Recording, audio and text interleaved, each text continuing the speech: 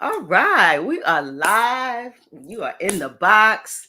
This is the BMore BLak Series of 2024. This is our third iteration, guys. I just can't believe how amazing this series is, and it's actually gotten better and better in the 3 years that we've been doing it. We're only 4 years old, so we're actually babies, and we have this series for 3 years, and it is fire, absolute fire. We started last Monday. We talked about food sustainability, and then we moved on to technology because this series, guys, is about kind of touching on the things that Black people use that we need to have more information about, and just kind of get us acclimated with different Black people who are actually in different industries. So we did the food sustainability with the Bean Queen, and then we had Cody Dorsey, who was the executive director of Baltimore Digital Equity Coalition, because we talked about the access to technology. We have to look at technology. Technology is something that is taking over our lives, and we have to understand it and have access. So we talked about that. Then we moved on to a small business owner, Dorian Brown. Dorian Brown is the co-owner of Neopole Savory Smokery with his mother, and they have 3 locations in the DMV. So we had a good talk with Dorian, and then we moved on to a caretaker. She's a RN, Davita Bradford, and our conversation was amazing because listen, you have to think about later. We are living, and then we get old, and then everybody's scrambling. You have to plan for your elder care. You have to plan for aging. We're living longer, so you have to plan for that. So I wanted to talk about caretaking our elders and also the plan for yourself. So think about that also. And then yesterday we had Marissa Stone, and she is the curator of the Living Well. Of course, she has that in Baltimore City, which is a healing space, and it's amazing for creatives. But she's also started something called the Black Canny, and that's she does immersive cannabis events, experiences. So we're talking about cannabis. Is the recreational use of cannabis is legal in Maryland right now. So that's an industry that we should look at. It has medicinal properties. It is a plant that grows out of the earth. So I know it's been deemed a drug for a long time, but we eat a lot of drugs, caffeine. We get tobacco, alcohol. So drugs are very prevalent in our society, and so this is another legal drug that is coming up, and we need to know about the industry around it. So we're on our 6th iteration, our 6th person. So this is our 6th voice tonight. And you see him sitting here, but first I'm going to introduce myself. I'm Queen. I'm a host at Black Box Radio. We are a multimedia platform illustrating Black excellence.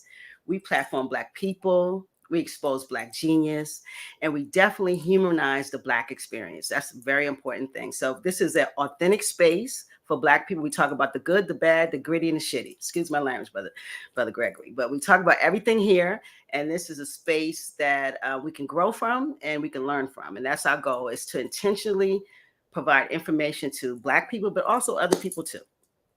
So tonight we're going to move into what we're here for, the BMore BLak Series 2024. And this is our commemoration for Black History Month. This is National Black History Month in America. And we're at the end of February, and we're in our 6th voice, and we have Dr. Gregory. Say hi to the people. Hello, people. Peace and blessings to everyone. Mm-hmm. Thank you. We're so honored to have you here. I mean, honored. It is my goal, as I said, intentionally in this process, is to touch on things that touch Black people. And so the psychology of our spaces in America and how we are healing and packing trauma too.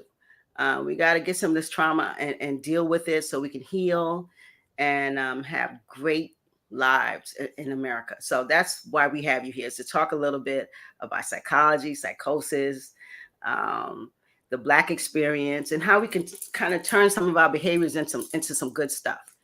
I know you can help us with that, Dr. Gregory. I know you can. Okay. We'll see. We'll see. Okay. So first we want to start with, who are you? Are you from Baltimore? Give us a little background on you and where you're from. If you are big up, did you go to high school? Because high schools here are big.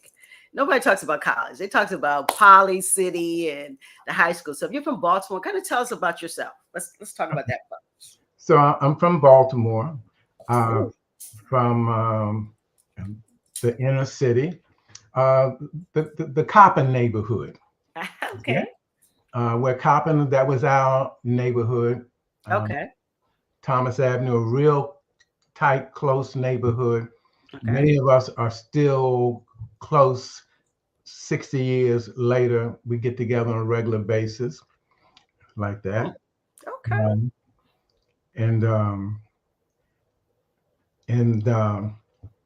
I went to Baltimore City College. Okay. City. I went to City, yes. Mm-hmm. Um, That's a big school here. Baltimore City College, City and Poly. Those are the big deals. when I went there, it was all boys school. Oh wow. And Okay. I played tennis for City. And then later went to Morgan. In between, I went to Community College of Baltimore. Okay. I always tested well in school, but I was never really a real aggressive student. Okay. So I said, this new field had come out called data processing. So I said, well, let me just go ahead and go over to Community College of Baltimore. I hadn't found my way. And let me study this and come out and make $10,000 a year, which would have a lot of money back then. And okay, there were two problems. I went there, but I couldn't stay awake in front of the computer, and I didn't pass but one subject, and that was psychology.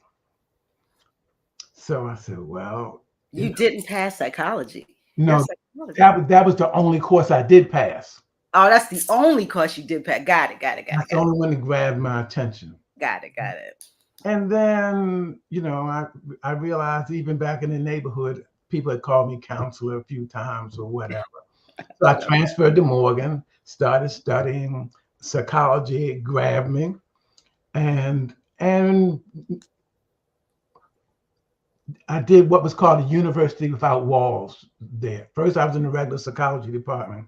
Mm-hmm. That was an applied way of studying where you actually worked with, did an internship and worked with people in the field. My way of studying has always been, rather than just reading books and papers and stuff, was hands-on. If I can interact with somebody. Okay. So that's how you learn. You learn by touching and got it. Yes. Mm-hmm. Yes. I'm an active learner. Passing is sitting back and have somebody just talk at me. I'm the guy sit in the back of the classroom and play.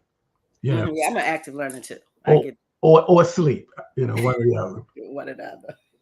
As a matter of fact, speaking of trauma, it wasn't heavy trauma, but one of the issues I had coming up, I'm from a family of technicians. My father, my uncle, grandfather, mechanics, could build anything back, fix televisions, appliances, anything. My brothers can do it. Even my sister is good at it. My father, when we were kids, would take us to his auto shop, and my brothers be doing transmission, changing tires and whatever. Wow. And I'd be in the car asleep. I knew you was gonna say that. I knew you wasn't gonna. Yeah. I knew that was coming. So that's not your forte. So for a long time, we weren't clear what was my forte, what I was good for. And that was the issue, just for me finding my way. But gradually, the universe is ordered and things got clear, and it happened. So Morgan, Antioch, got a master's from Antioch in Columbia.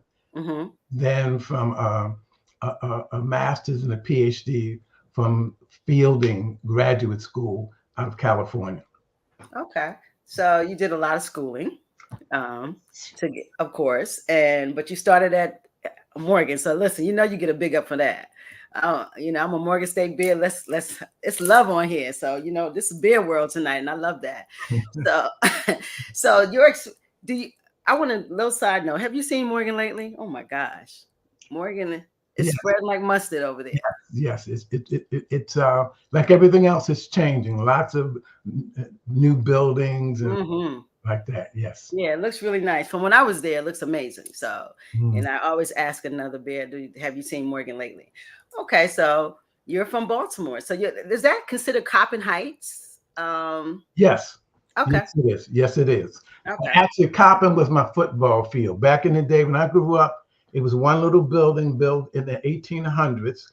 It's called Coppin State Teachers College. Oh And the rest of wow. that was field, and we played a lot of football out there.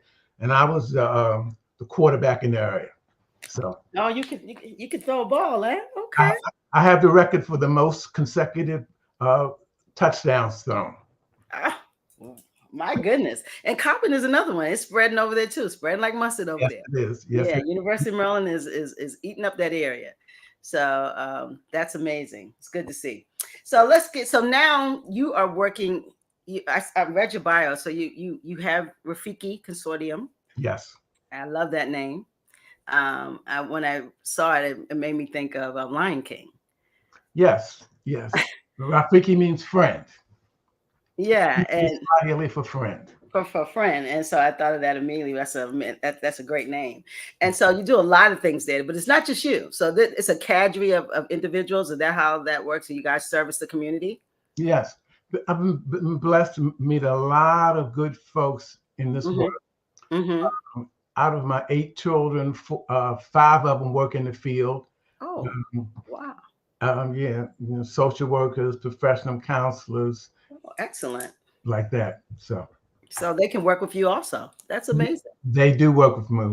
One of my daughters, we just got offline doing some training up with some folks up in Rochester.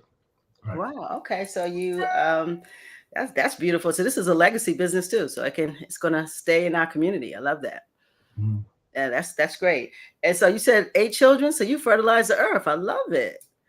I Yes, love it, Dr. Gregory. yes, I've been blessed. Yeah, that's absolutely a blessing. Okay, great. So let's talk a little bit about psychology and Black people, Yes, ma'am. because that's the reason for the season. Yes, sir. So when I say being Black, and I think it's traumatic in a lot of ways for us, per se. No question in America.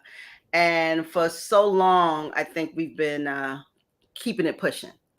The point of, just going about our lives and trying to make sure our kids are together, make sure we are together, and trying to gain a foothold in this society. And I think now we're expressing a lot of trauma and the behaviors we see.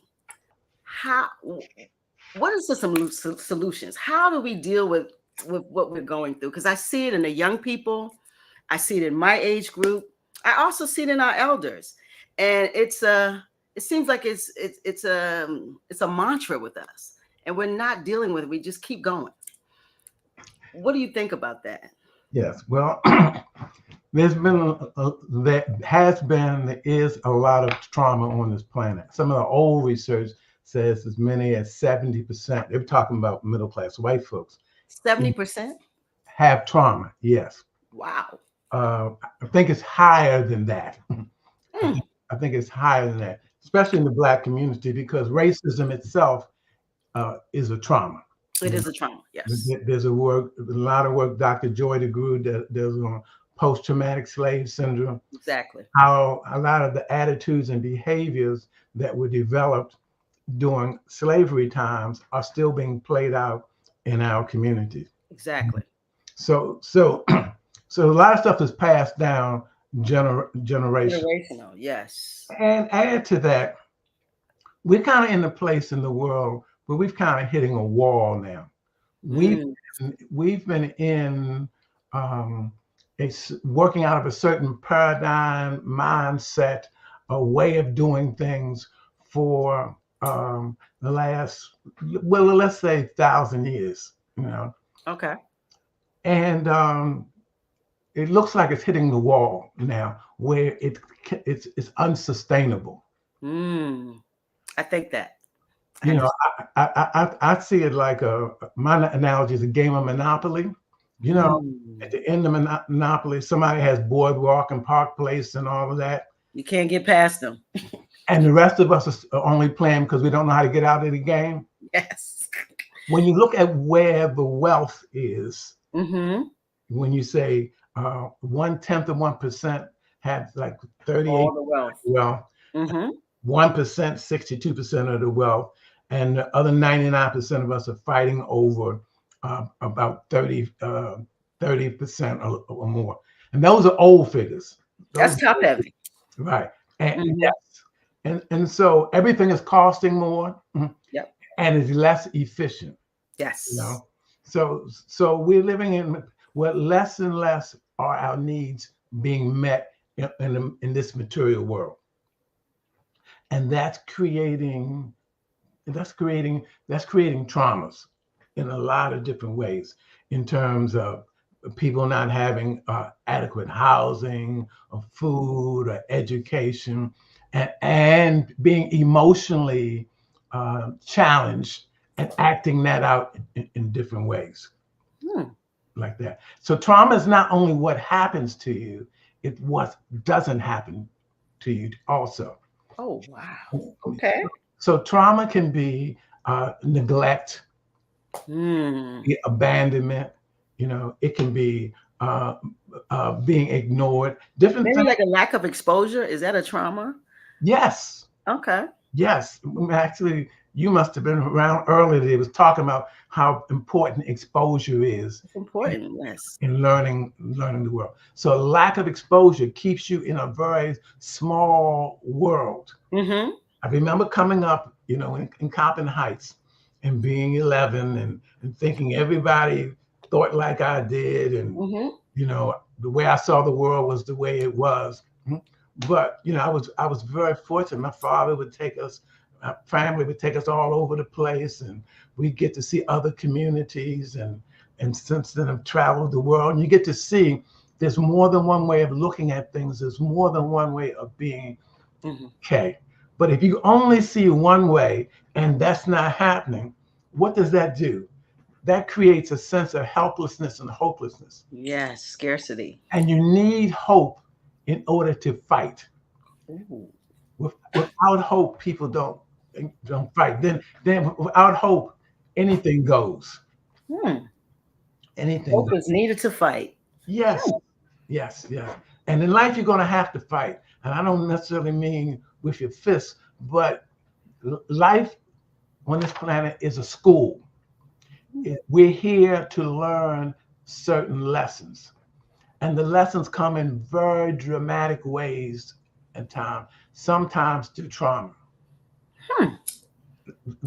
It's like life will whisper, say, hey, and you may not listen if you're hard-headed like many of us. And then it'll get a little louder.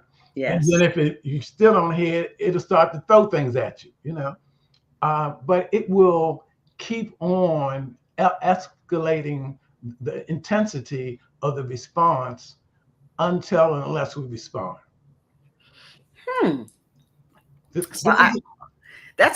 What you're saying is amazing, because I always say that the way that we're set up, like this empire is unsustainable. Yes. It cannot continue this way. It has to be some equity. Yes. And it's so top heavy that you see people are fighting, and they're fighting each other for crumbs. And then the folks are just sitting and watching this fight, and then adding more things to the fight. And so we see a lot of dissension in society. I mean, I hear people talking about immigrants and the things that we're focusing on, but America is immigration. It is the land of immigration. Okay. I think the folks who run this country forgot that they're immigrants. I mean, it's like a lot of things I hear. We're so angry at. I hear Black people talking about the Hispanics and the people coming in this country, but they're doing what everyone else is doing. One of the main narratives of powers to be is divide and conquer. You know, I mean, you know, if they keep me arguing with you or this one or that one, then we don't watch what's going on. What's the Wizard of Oz behind the curtain? True. Like that. And you know, when it comes down to it, biologically, there is no such thing as race. As we said earlier, There's no genetic disposition for race at all. No, it's a social construct. Social construct. And even who was considered white has changed over the years. Who was let in the club? Again, depending on the needs of this system that's so exploited to everybody, Yeah. One of the things, you know, as we're doing a lot of these trainings, my daughter and I are doing, racism affects everybody. We may get the brunt of it and may not have as much privilege as white folks. But they're affected. They are affected. Yes. And they don't, and sometimes they don't even know it. It affects them very negatively. Well, the good news is more and more folks are waking up. As this thing crumbles, more and more folks are rising in consciousness and are saying there's more to life than this and doing things this way. At the same time, there's some that are locking down. So the fence is gone, the middle road is gone. Many people are raising in consciousness and many people are locking down too. So when you say that, and put that in layman's terms, the Trumpers, they're locking in. That's what folks say when this because the political game to me, Dr. Gregory, is a tool. We need to change policy.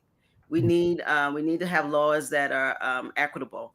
But I think it's a tool in the Black person's box. It's something that we need to utilize, but it's not going to save us. In other words, so that's what I think about politics. But I see a lot of this problem.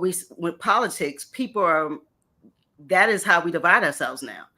It's almost race is a thing, but we're dividing ourselves with Trump and Biden, or Trump and this one because Trump is this person and Biden is this person, but we're not really looking at the real issues. Exactly. The system does not work for most of us. It does not. Period. It's not designed to. And I'm going to vote and all that, but they don't work for us. They don't work for us. That's right. It's a tool. They work for the corporate interests. The big monies. Exactly. What is and the president definitely don't work for us. It's an old figure was to run for national office, and this was 15, 20 years ago. You have to raise at least $60,000 a day. A day? A day. Who can do that? Well, some of us don't even make $60,000 in a year. You won't do that with you and I, but yes, right. Yes, but that's another unattainable space to most people. Yes. So anyone could be president. That's not true. It's absolutely not true. So again, it can be trauma, being locked out of the system, of being shown so much and not having access. And then the question becomes, what's wrong with me? Because all of us had that voice back there, that voice of doubt. We're all born with it. The questions, our adequacy, our worthiness, our agency, like that. Yes. Okay? And if we don't have anybody nurturing us, telling, I love you, you're good, you're good at this, I see your effort. If we don't have anybody nurturing us, taking care of us emotionally, then that doubt can get stronger and more intense. And then it evolves into hopelessness.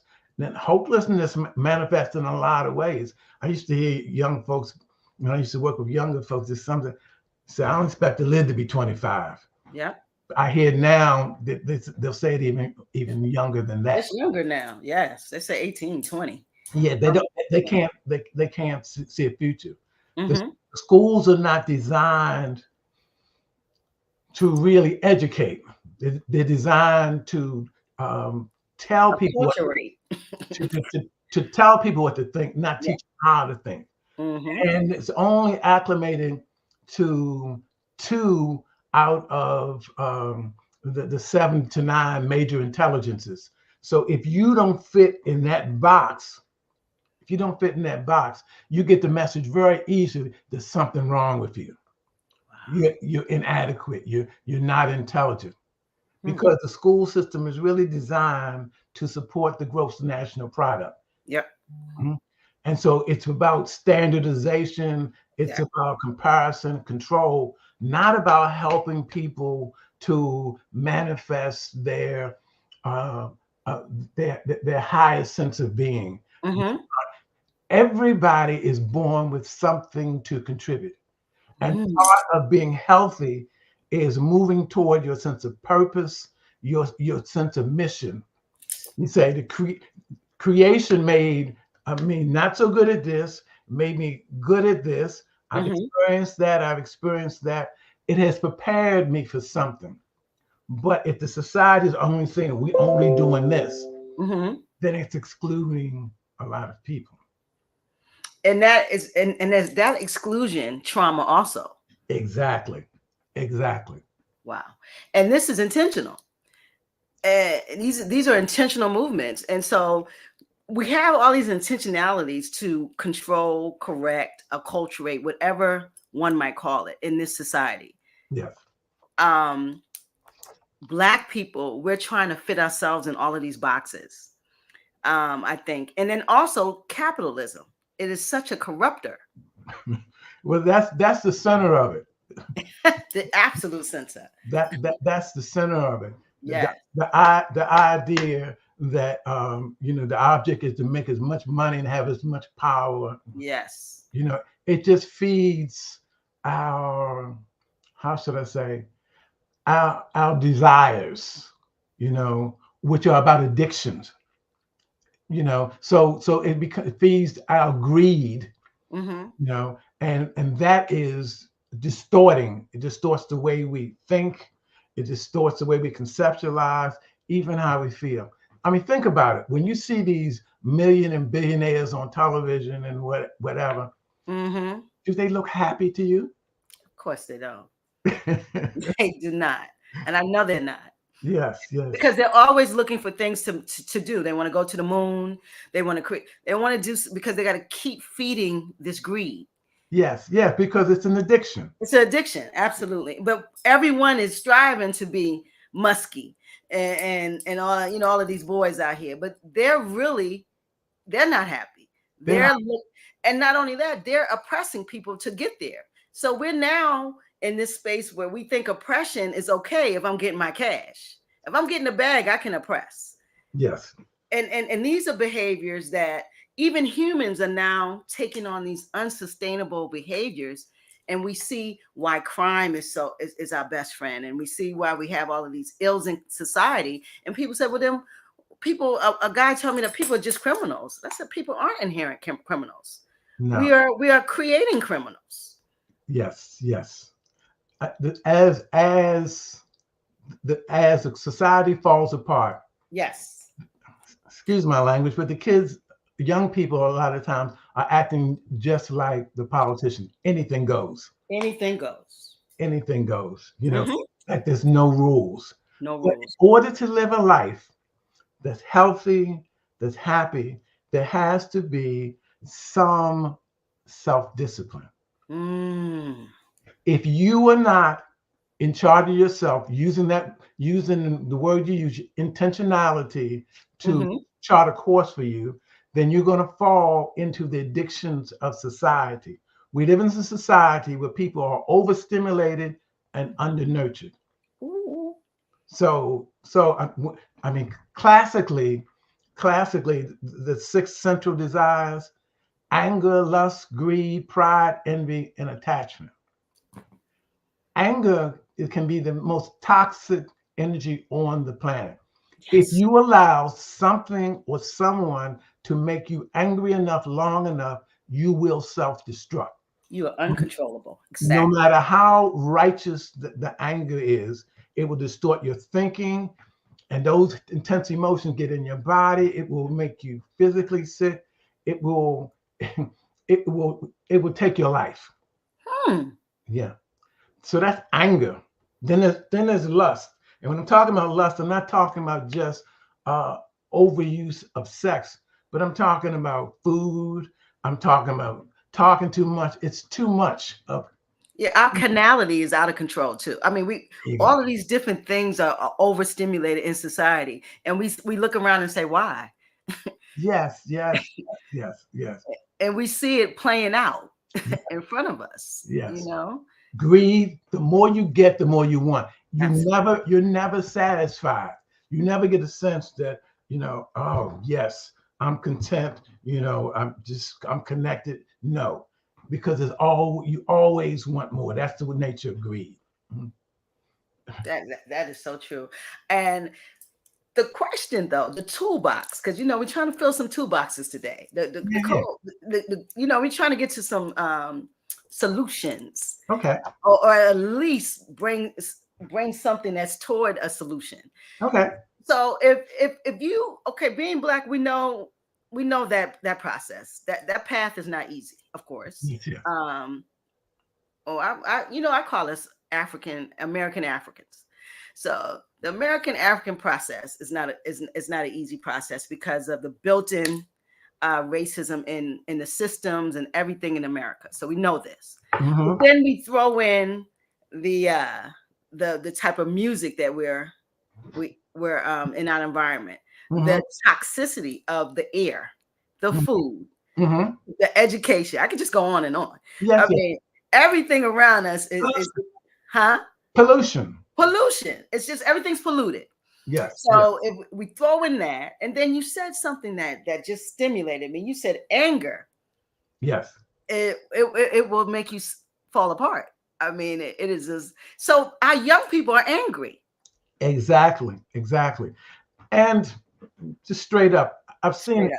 I've seen it in the community. Real good people in the cultural community, you know, Hmm.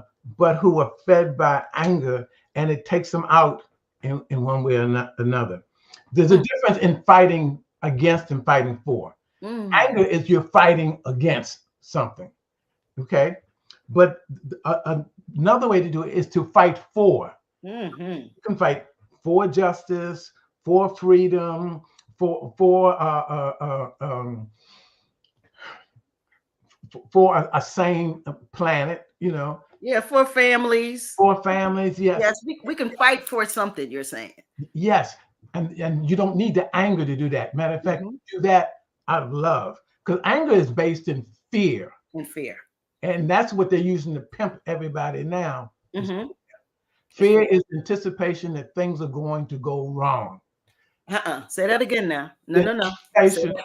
that things are not going to work out, that the things are going Mm. to go wrong. Okay. The opposite of fear is faith, It's faith. anticipation they're going to be okay and I can handle what's going on. Okay. Now, if you look at television all the time or stay on social media, it feeds so much fear.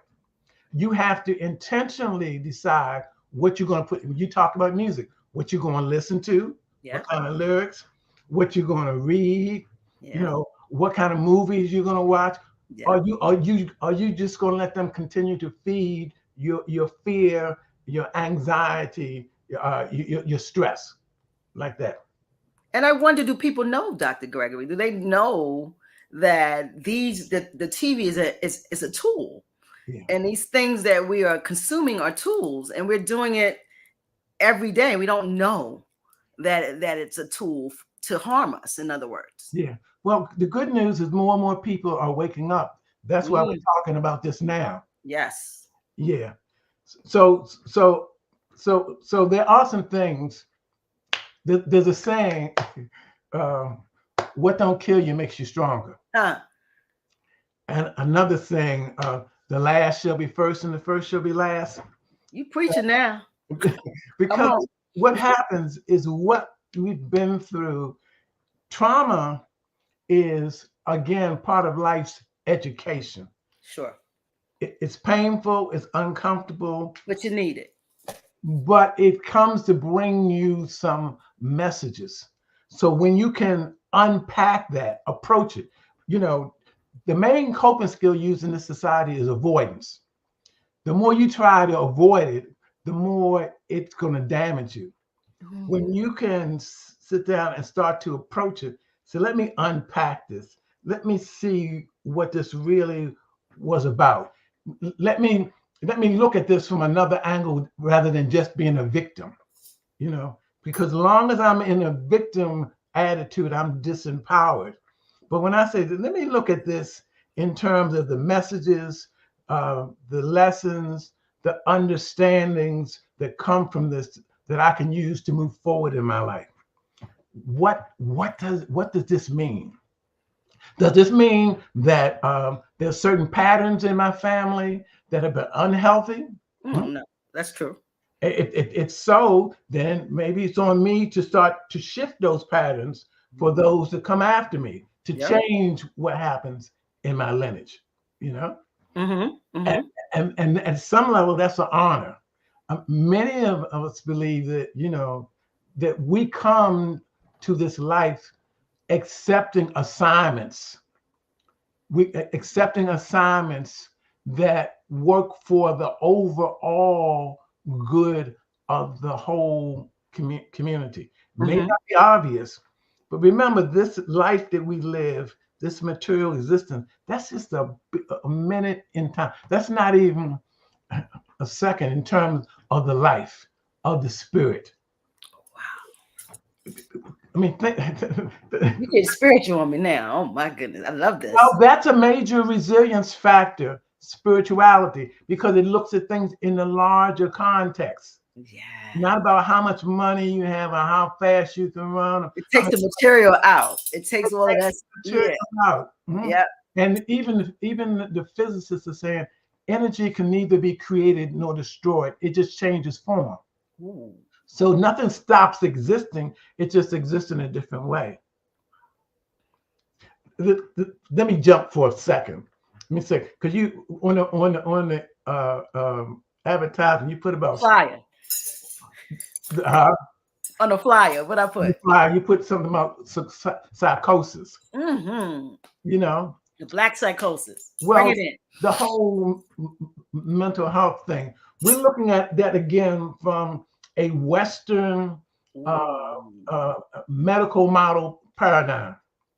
But if you look at it more indigenously, which people are starting to do more holistically, for instance, the work of Maladona Some of Water and Spirit, he was out of Burkina Faso, I believe.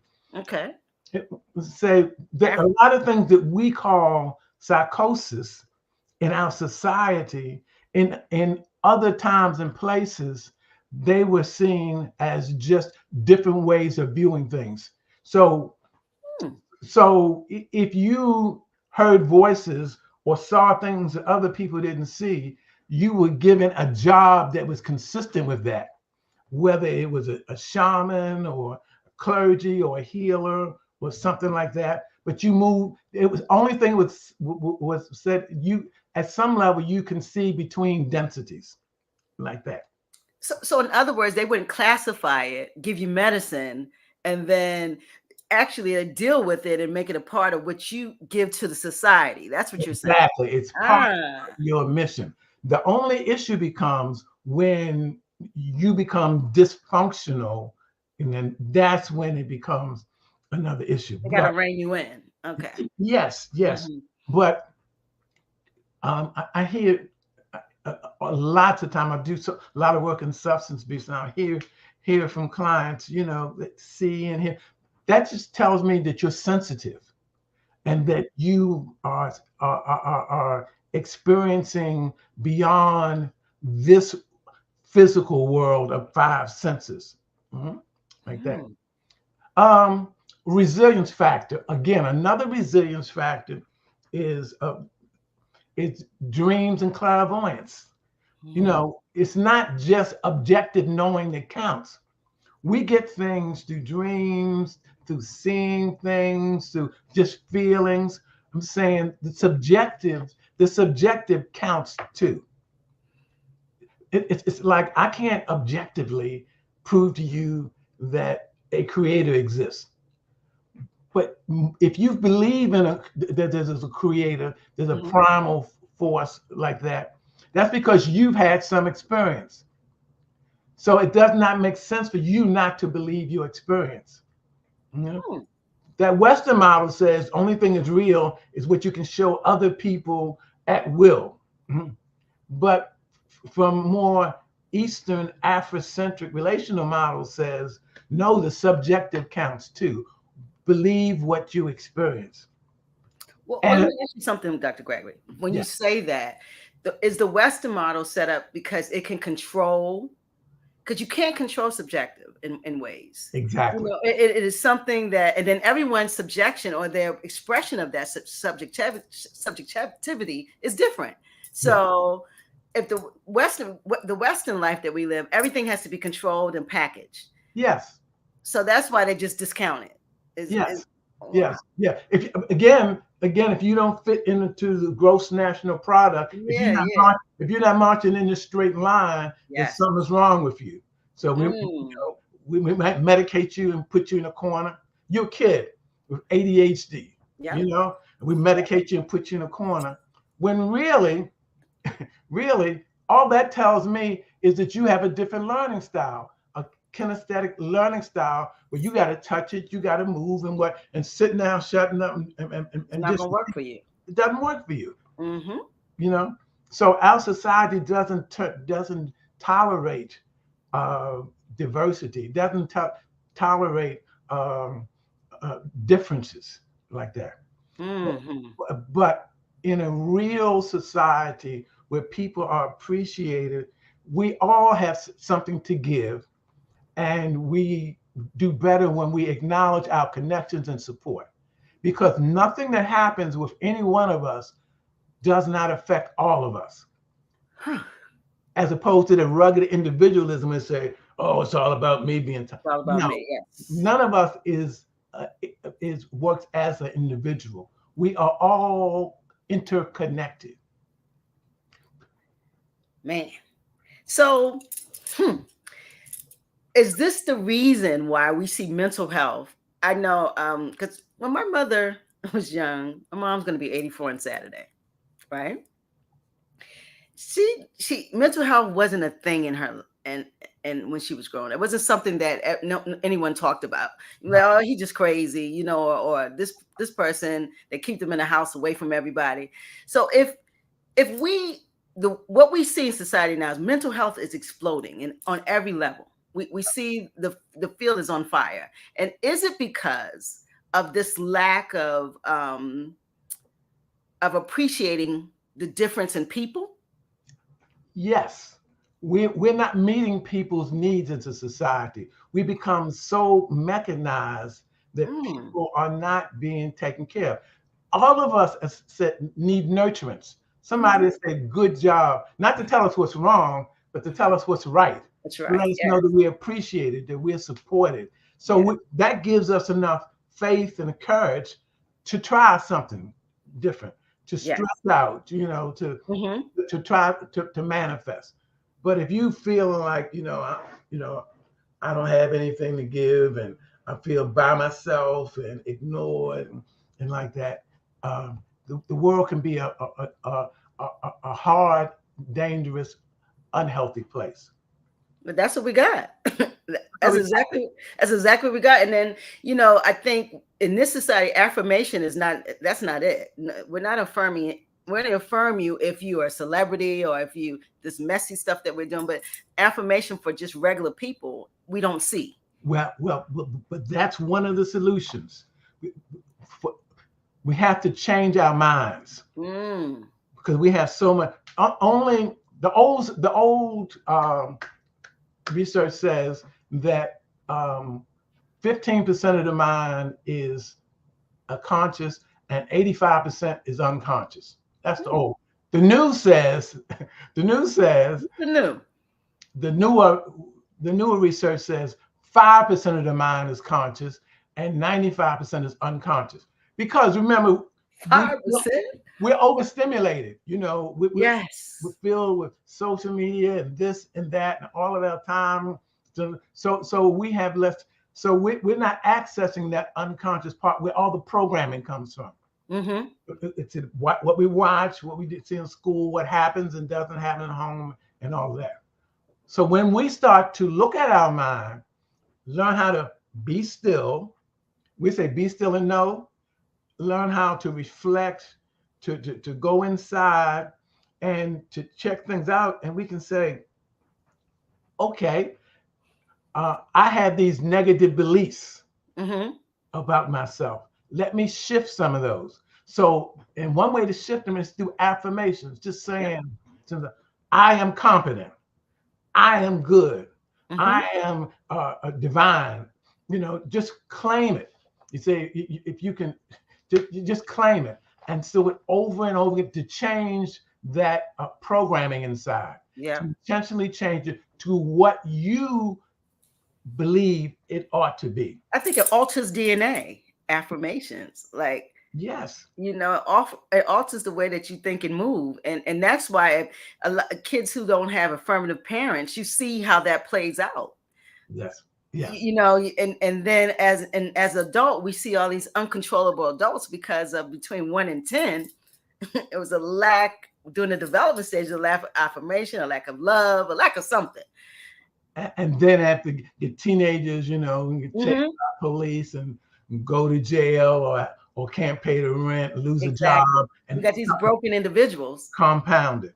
Yeah. Let me go a little further. So I mentioned three factors really. Meaning making, to understand, to look at and unpack what happened to us in terms of trauma. And I'm talking about racial trauma. I'm talking about individual traumas, what happened and what didn't happen. Okay. Talking about a positive outlook. Positive. So what am I really thinking in my unconscious mind? Is it positive or is it negative? Most of us have a combination, but the more we can put in there that's positive, the more agency we have, the more we're empowered, and the more we can be intentional about manifesting our destiny. Then there's the issue of spirituality. Now, spirituality and religion to me are two different things. Yes, sir. Religion is the organized practice that somebody developed. Yes. Spirituality is one's connection to the universe. Like that.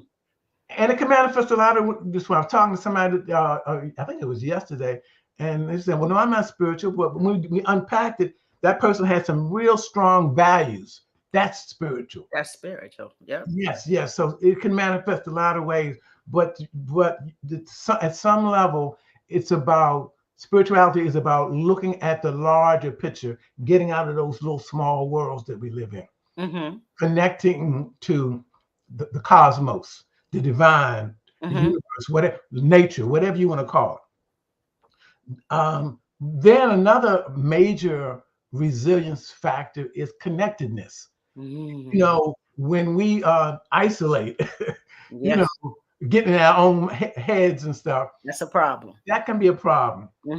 But when we connect with people who care about us, who are like-minded, who we can relate to, that is nurturing, that's affirming, not only what we receive from them, but we start to learn what we have to give too when we're doing that. Connectedness, because at some level we are all connected. And at every stage of development, everybody has a group. It's part of the task is finding a group that works for you. It may not be the same group you had 5 years ago, but there's a group out there for you now. Okay.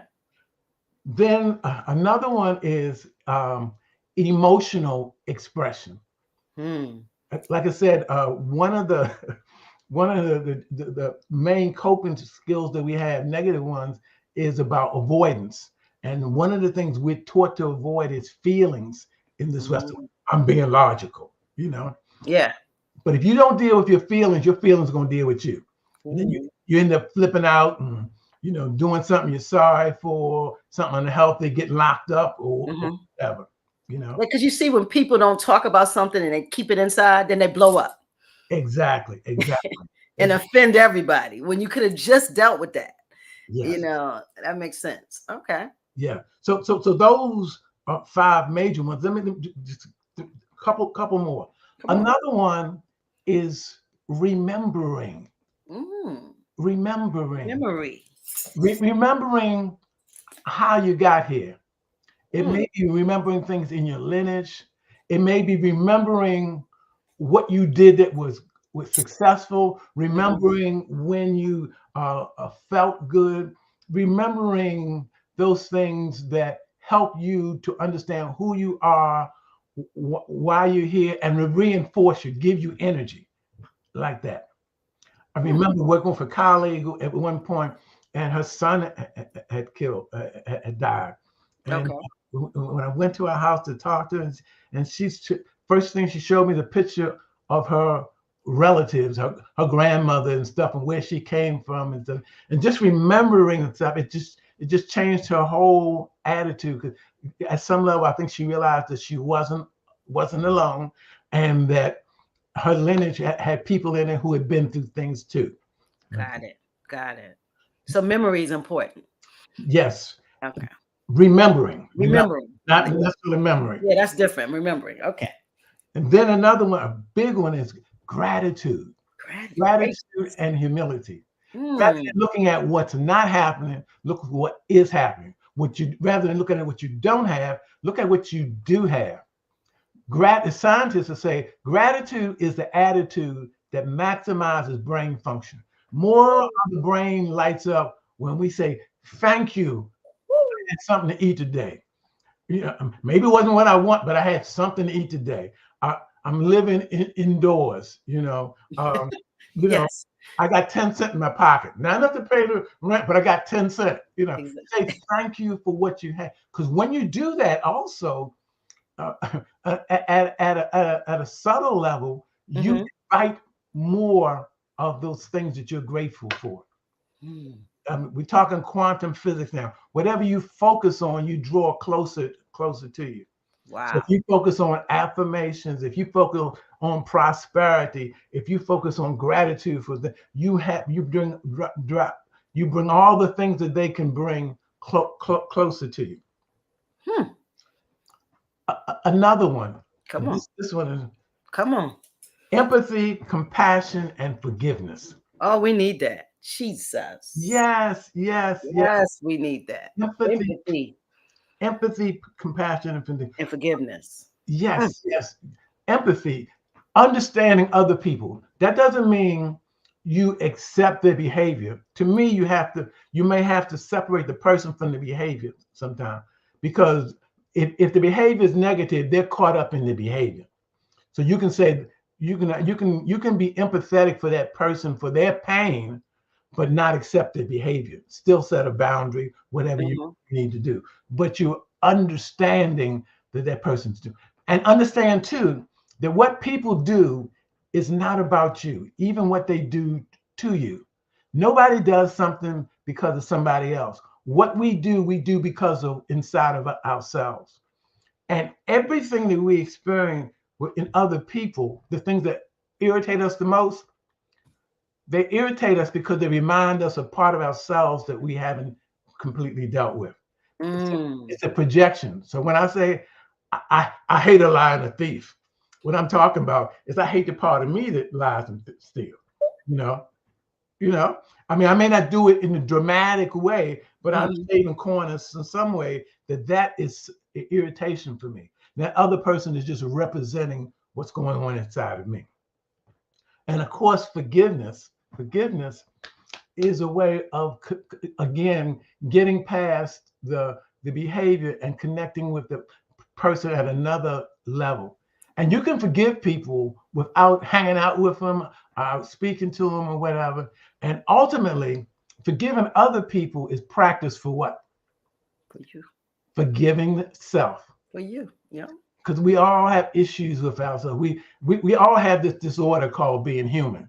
So we've all done things that, you know, we're not proud of, Yeah. appreciate, feel shame about. Shame is a big one too. Shame and guilt. Shame and guilt. But the good news is you can only feel shame and guilt if you care. Mm. So if you go deep enough into that shame and guilt, you come up with, again, with compassion, empathy, forgiveness, Goodness. those things. Okay. Two more. I mentioned about clairvoyance and clairvoyance and rituals. I mean, clairvoyance and dreams. Just accepting that universe is talking to us all. How should I say this? You have family members pass on. You know, when you pass on, you have children. No, I don't. I You don't. know. Okay. I went to a funeral today. Okay. The people that you love, Mm-hmm. if you can communicate for them and try to take care of them when you move on, are you going to still do it? Of course. Yes. Of course. And so it happens all the time. Yeah. We get messages, assistance, support from loved ones who have passed on. The ancestors. They're just physically gone. They're not gone out of the universe Yes. like that.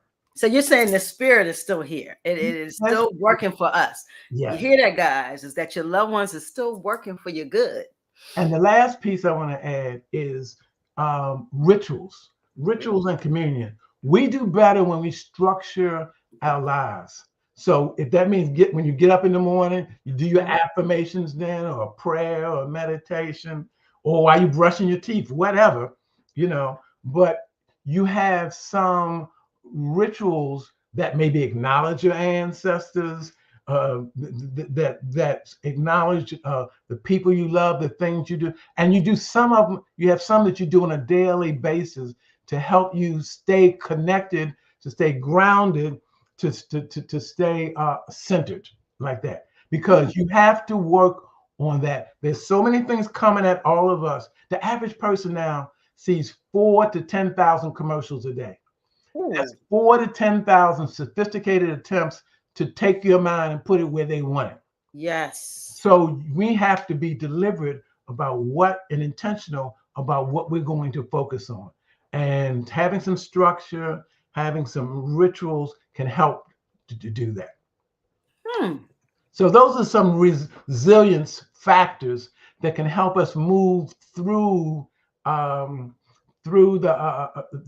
traumas. We all get traumas to different degrees.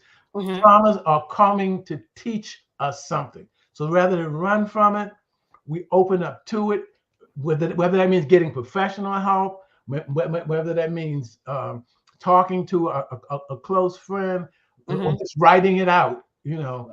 But we unpack it, see what meaning we get out of it, and see what other ways we can look at it. They can say it's a big difference in looking at it and say, rather than this person was just trying to hurt me, that this person was acting out their pain. They're doing something, trying to do something for themselves.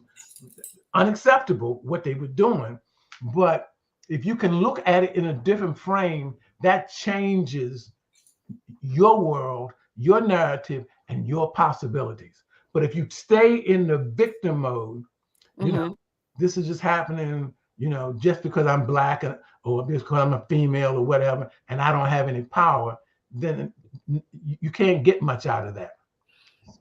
But Dr. Greg, let me be a devil's advocate, because we got young people out here who haven't lived long. They haven't lived long enough. Say we talk about 16, 17, 18, 20 years. So they don't have a lot to defer to. And what they see is the generational issues. They see mama them and grandmama them, and they see all of these issues in the same pot. The lack of exposure, their whole life is the lack. How do they in turn look at these tools that you gave us tonight? They don't even have it around them. That's why we see what they're doing, the things they're doing now, is because their life is chaotic. So Okay. how do we get to them? Because our youth are important. Yes. Yeah. Well, I'm going to disagree with you. Okay. Everybody has something in their life they can hold on to. They can grab on. Mm. Nobody's put down here without any resources. Ooh. Everybody has some talents, creativity. Mm-hmm. Creativity. That's a way of expressing those inner feelings. To me, everybody has a natural, creative way to express themselves. There's somebody, it may not be your parents, but there's somebody that you can talk to. Whether it's somebody down the street at the store Or at or school. at the school, or Mm-hmm. like that. So you're You saying know, they need to sometimes look outside of what's going on in their family and yeah, seek other people. yes, yes, Hmm. yes. And at that age, do you have the rationality to be able to do something at a 18 or 20-year-old? Do you really have the rationality to say, listen, I'm gonna look past my family, I'm gonna go find somebody I can holler at? Well, my recommendation is first look in your family too. Okay. Even if it's not your immediate family, to look for somebody in your network that you can share with, or program, or Mm-hmm. Something. something, and make some informed decision. Like I said, you can do some search. So what do I really think? What do I really think about me? Yeah. And you can design some affirmation. I am, rather than I ain't. You can say I am capable. Mm-hmm. Yeah, because I see, they're gonna say I am that nigga. And then I am is continuing, because it's about a lot of individualism. It's how we think, unfortunately. yeah. Yeah. Everybody start where you are. Life will give you feedback. If you make Mm. some effort, the universe will meet you. Oh wow. Will meet you. Some things are their laws. It's an order to this thing. If you make some effort, life will meet you. But you're going to have to approach your discomfort, come out of your comfort zone in order to make shifts. Because change always requires coming out of your comfort zone. Mm. Over time, the new behavior may become more comfortable, but initially you're going from what was safe and what you knew. That's how addictions, you know the addiction, it beats you up, but you know it, and you know that world and whatever. In order to come out of that addiction, you got to go somewhere you haven't been before. Mm. But again, with support, with determination, with consistency, holding yourself accountable, acknowledging your power, it can be done. Okay, but with addiction, sometimes then I'm wondering, like when you get addicted to the point where you get sick, and that's your way of you having to have to deal with this addiction, regardless of whatever it is. You don't have to deal with it. It might deal with you. Oh, Addictions, that's it. addictions, addictions will take people out, It will take you out. whether it's drugs or The food, sex, the food. whatever. It'll take you out if you don't Okay. attend to it. I don't attend to it. Ooh, you came to Dr. Don said you came to teach tonight. you were prepared to teach. We had some good people. Miss Ethel Brooks, she put a few things and she said it's a good conversation. Baba Ashaka, Hannibal L, Ashaka Ra. Yeah. Okay. Respect, Baba. He said it's a great conversation. So it's good to have the community. I wish they put a little more questions in, but it's good. I mean, but you taught us tonight. We've been here an hour. I don't know. I don't feel like it, but I mean, you really dropped some jewels. And listen, I know you got something for the toolbox tonight. The toolbox has something fell in there. I mean, you dropped a lot of jewels here, Dr. Gregory. So I mean, I got some things to think about too, because when you said things that you don't like and other, like I don't like a thief and I don't like a liar, it was really because you don't like it in yourself. Yeah. That's serious. Other people are just standing for us. They're just mirrors. Y'all hear that? That's just a mirror. Yes, So you got to control your own thief and your own lying. yes, yes. At some level, all achievement requires some level of self discipline. And self discipline is either saying no to yourself or saying yes to yourself. And again, it may start off uncomfortable, but if you bite off small pieces, you build up your capacity. Yes. You don't have to say like a New Year's Day, say, oh, I'm going to change my diet and I'm going to go to the gym every day and whatever. Yeah, not doing that. You do that for 3 days, right? But you might say, okay, I'm going to do 10 minutes of exercise 3 times a week, and I'm going to eat more fruit. Just start with little pieces. You build up your capacity, and then you can continue to do more and more like that. So everything has a structure, I'm hearing from you, or a plan. Yes. I think we're doing everything chaotic. We're very willy-nilly. Whatever somebody tells us, we go and do it. But you have to think about this thing. You got to structure. You got to plan everything. Well, you used the word first, intentionality. Intentionality. If you're not being intentional about what you're doing, then you're going to be controlled by some other entities that are working to control stuff. Exactly. So the way that the Black can come up, us American Africans, is we got to look at things differently. We got to affirm ourselves too. Yes. We have to have some tools in this toolbox. Yes. Like I say, we've been taken. When I said the first shall be last and the last shall be first, we've been through it. We've been leaders. Everything. Yes. We've been leaders in a lot of ways on this planet. Mm-hmm. And leaders are not the one necessarily that's out front. They're the ones that go through things and take the lead in how to shift things. Like that. I think we're shapeshifters. We shape a lot and shift a lot. There you go. We don't get a credit for a lot of it, but we do it. We're adaptable. We adjust. Yeah. We resilient. Resilient. Yes. Yes. Yeah, that's so we heard some good things tonight about Black people, because we need to hear these things. We need to hear, how do we get out of some of these funks we're in?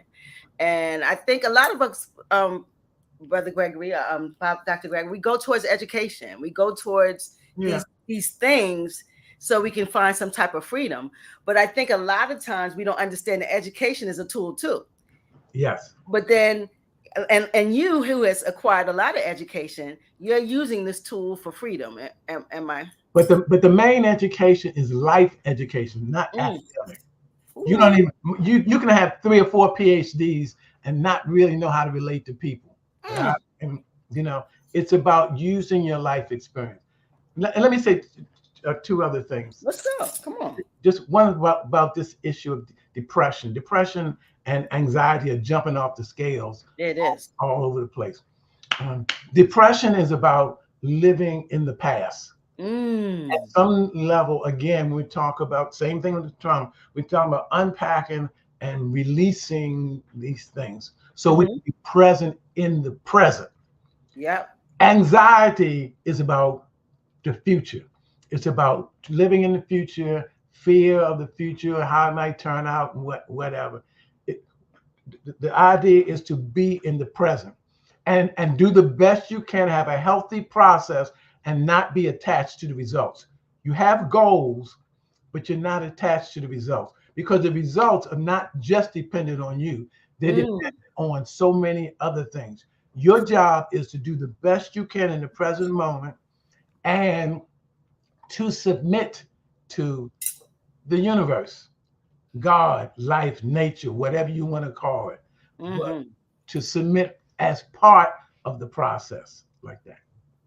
Wow. So you're saying depression and anxiety is about not being present. Yes. Because depression is the past, anxiety is the future.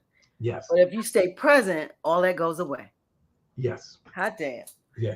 That's something else right there. And you know what the quickest way to deal with the depression or anxiety? Deep breathing. Really? The breath. The mind and the breath are connected. Some deep breathing from the whole diaphragm. Teach yourself how to do that. Will bring you into the present moment, and you can add with the affirmations to that or whatever. You can do it as yoga or dancing or tai chi or whatever. But That's expressing still the breath. The breath. Tai Chi is breath. Yeah. The breath is the grounding entity. The mind and breath are two sides of the same coin. Mm. And most of us breathe just out of our chest. No, you need your whole diaphragm. You're not only bringing in oxygen, you're bringing in what's called life force. Some people call it prana, chi. In Africa, some of them call it N2. But you're going to bring that life force in and feed your body with it, feed your mind with it. And without the breath, the mind doesn't work. so, hey, so, man, wow. I mean, I've learned, Dr. Gregory, I appreciate you. My. You have definitely, because I think we think these mental health issues that we see exploding is so complex. But what I'm hearing from you is it's what we're saying to ourselves too. It's what you communicate to yourself has a lot to do with that. What you believe in, and we believe in boxes. We don't believe that in spirits that things are free. There's no freedom in our thoughts. Yes. From what I'm hearing. And also, we're not using what God gives us, this mind that is incredible. Yes. And this breath that gives life. Yes. And we're not, like you said, we breathe from our chest. we're not giving diaphragm breathing that is actually will fill it, like you said, the life breath. Yeah. So I'm just learning so much. Like if we start using some of these tools, we'll be a better society. Yes. It's not even Black, it's people. Yes. Man. And you can do it wherever you are. I've seen brothers go to jail, come out twice as crazy. I've also seen brothers go to jail and come out as if they've been in a monastery. That's right. They've read, they've meditated, they focused, they reprogrammed their mind. The amygdala back here, fight, flight, or freeze. This is where the programming is. Somebody step on your toe, you start swinging. You got these automatic responses. And that comes from the back. Okay. That's survival. That's the more primitive reptile brain. But as we grow, we want to focus on our prefrontal cortex. Yes. And that's where we, look at consequences and think. And reason. You reason from that area. Yeah. Yes. So, and breathing can help you move from here to here. Ooh. Rather than reacting, take a deep breath and say, let me make you think about it. Sit with this for a minute. Yeah. Let me sit with this for a minute. And when we make decisions, last part, I promise, last part. Listen, I love it. Let's go. When we make decisions, it's not only our brain, our mind, it's our heart. It's our heart and our gut, our intuition. That's the brain. That's the brain right there, that gut. Yes. And, wow. And the more we learn to listen to our intuition, that's just the universe guiding us. So that's a more direct route. You got to pay attention to all three, but you really want to get in touch with that gut, with that intuition. We say be still and know. You want to be in touch with that. So a lot of that, and I love that. So that's why when you said you have to your gut, and all of this too is we got to look at what we consume, the food, and because all of that has to play. And I think a lot of times we're not understanding that food is the trigger to a lot of the behaviors we're seeing. The junk that we're eating. We're addicted to sugar more than we're addicted to sugar. The biggest drug on earth. And all the chemicals that are in these foods. Remember I mentioned ADHD? There was a diet called the Feingold diet. All you had to do is take your kid off of all of the foods with all the additives in it, and sugar, and many of their behaviors would start to change. Same with the rest of us. If you get the cleaner diet, you're going to get a better result. You're going to get a better result. Power to be interested. They're interested in making money off. They will sell us anything, anything, whether it's healthy or not for us. So you Exactly. have to intentionally decide what you're going to put in your body, what you're going to put in your mind, because what goes in is what's coming out. I love that because I just read something while I was reading. I'm in the health field, so I was reading about Alzheimer's, and that really it is type 3 diabetes. Mm. It is sugar in the brain, Ah, and that they don't want to classify it because it would scare all of us. Because sugar is the main ingredient in the SAD diet, yes. and so I say to people is if sugar is a killer in so many ways. It kills your mind, it kills your health, it kills your ability to be objective, but we're addicted to it. And it starts early. Sugar is an infamil. So our babies get it. If they're not on the breast, they're getting sugar. Mm. And so immediately the sugar movement and the love for sugar is present. So, and we see Alzheimer's and dementia so very prevalent in our society these days. And Mm-hmm. so we have to look at, I just want Black people to just think about our food, because I see with the food in our neighborhoods, Mm-hmm. the food that we're traditionally ate. I'm down south, guys. I'm in Charleston, South Carolina, and listen, this is neck bones and collard greens, Mm-hmm. and a little sugar in the greens. And Mm. so, but this food is the food that is trapping us from growth. That's what I'm going to say. I'm going to leave it there. But when I came up in the 60s, a young adult, remember when they put the first Geno's on North Avenue, North and St. Paul, Okay. that was something you did, now and then, whatever. We Now don't eat that hardly. fast food has become a lifestyle. So many young folks don't cook, just do fast food. Yep. And, Uber Eats, they make it easy for you to get food. They deliver it to your step. And we got to look at that. Convenience sometimes is not your friend. Be very careful. So listen, Dr. Gregory, you have been a blessing to us tonight. I wanted folks to have a lot of us can't sit with you, but tonight we sat with you. And so it is a blessing to get tools for us to be better people, and people across the board. Of course, we're Black centered because that's what we are here. We're definitely Black centered, but definitely we had a clinician, a supervisor, a director, a trainer, a consultant. Dr. Gregory, you are a blessing to the community. Please keep up the good work. Thank you for tonight.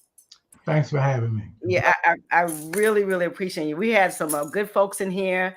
I see Brother Curtis Warren just came in. Ashe.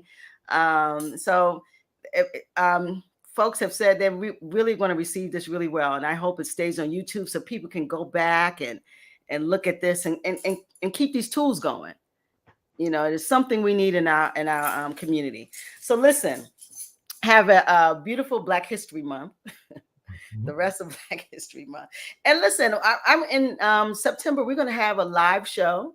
And I would love for you to join us a few times, if you don't mind. Come into the studio and give us some real tools, some more tools, some intimate tools. Let's say that in space. Sounds good. Okay, sounds good. Listen, have everyone. We appreciate you, Black Boxes. We are getting out of here. Listen, like, share, subscribe. Say it with me. Like, share, subscribe to Black Box Radio on YouTube. Facebook, I'm fresh out of death row in Facebook jail. I'm staying in jail. I stay in jail. So listen, Facebook is not sustainable for Black Box Radio, but YouTube is. So please access our videos, like, share, subscribe. I appreciate everyone tonight. Greetings from Charleston, South Carolina. Listen, we're boxed up and out. Love Baltimore. Let's get them deuces, Brother Gregory. Deuces. Good night. Peace. Peace.